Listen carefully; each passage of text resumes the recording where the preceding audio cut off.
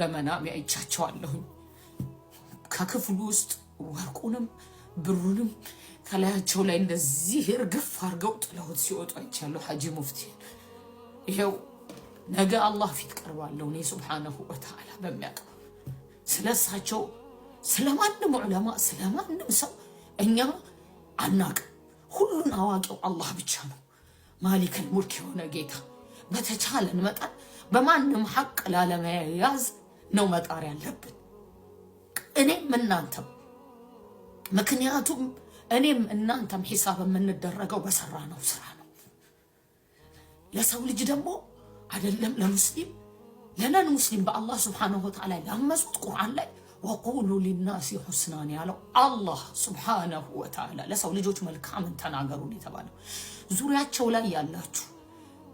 ኡስታዞች ከሳቸው ጋር የተቀያየማችሁ ሂዱ ለአላህ ብላችሁ Subhanahu Wa Ta'ala አፉ መባባልን አላህ ይወዳል Subhanahu Wa Ta'ala ቢቀበላችሁም ባይቀበላችሁም አላሁ ረቡል ዒዛ ምንድነው የሚወደው ይቅር የሚሉን ባሮቹን ይወዳል እቺ ዱንያ ለኔም ለናንተም ጊዜያዊ ናት ዘላለም ህይወት አለን የነገን አላህ ብቻ ነው ያውቀው Subhanahu Wa Ta'ala ዛሬ ነው እኔም እናንተም ስላለንበት የምናውቀው አባቶች ወንድሞች